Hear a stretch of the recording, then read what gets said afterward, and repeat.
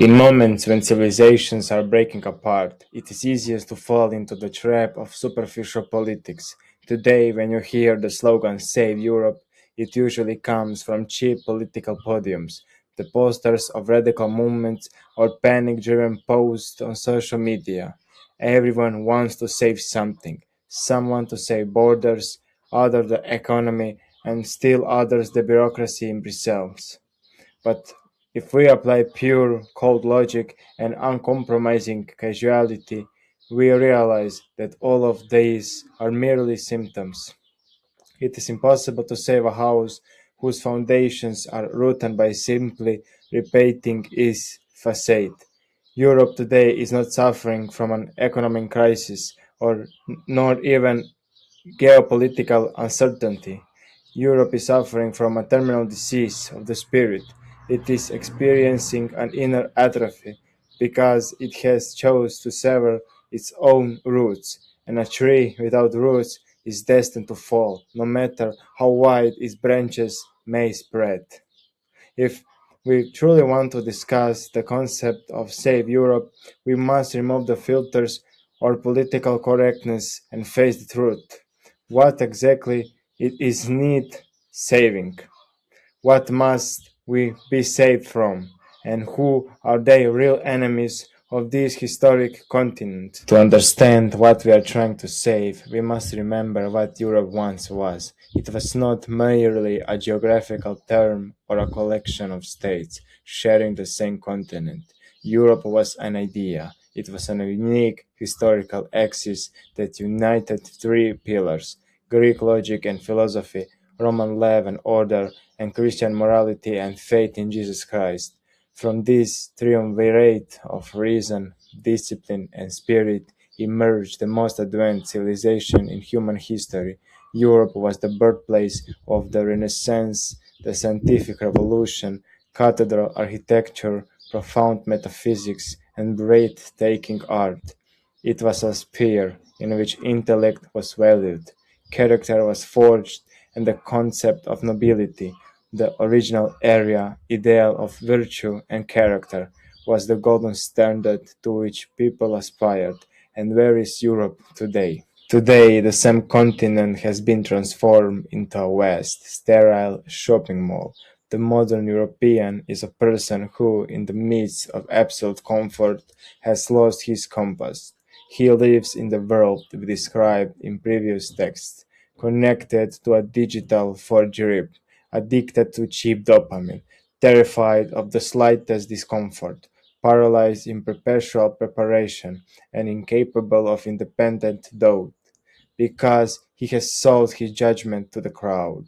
The greatest tragedy of modern Europe is that it has effectively castrated itself in the name of false progress, a form of tolerance bordering on self destruction and the tyranny of feelings.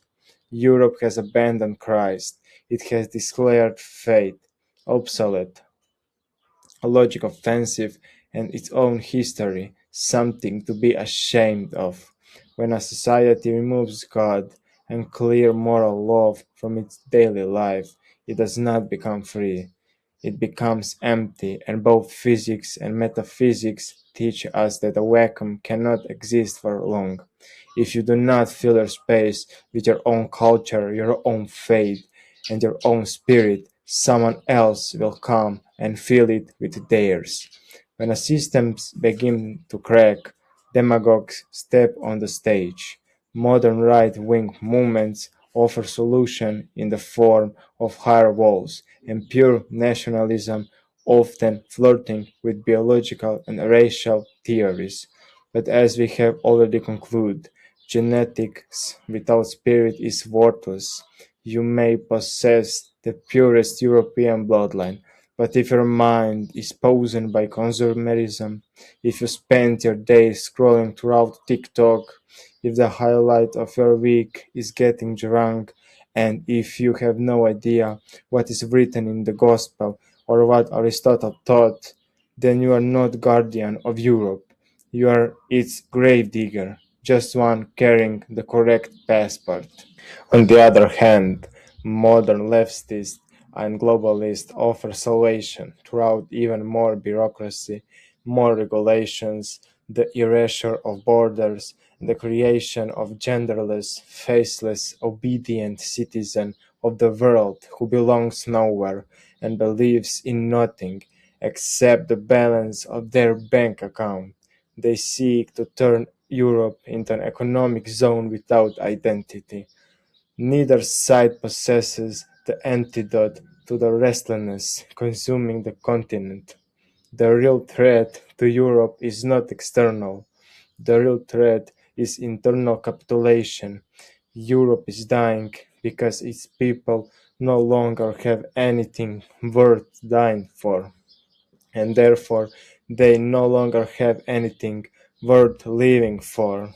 When comfort becomes the supreme deity, society loses its ability to reproduce, its ability to defend itself, and its will to survive. We become soft people waiting for history to sweep us aside. If everything is in a turmoil, and if that turmoil is devouring our very foundation, where is salvation? Salvation lies in a radical return to the source. The Save Europe manifesto is not written in election in Brussels. It's written in your own life every single day.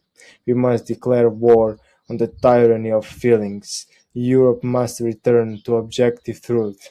This means rejecting the ideological falsehood of the modern age and once again calling things by their proper names.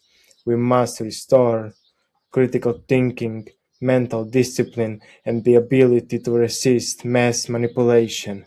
Think with your own mind, not with the algorithm of social media. There is no Europe without Christianity. This is not a political statement, it is a historical and spiritual fact. Living with Christ, respecting his teachings, and drawing strength from faith is the only way to build an inner peace that no external chaos can destroy. Christianity gives a person a backbone. It teaches that there is something greater than personal comfort and that one must be willing to sacrifice for truth, justice, and family. We must deliberately embrace discomfort and struggle. Character is forged through resistance. If you want to save Europe, first save yourself from atrophy. Train your body, educate your mind, read books that force you to think, and reject cheap distractions. Be the individual who holds the standard high, even when everyone around you is sinking into the mud of mediocrity.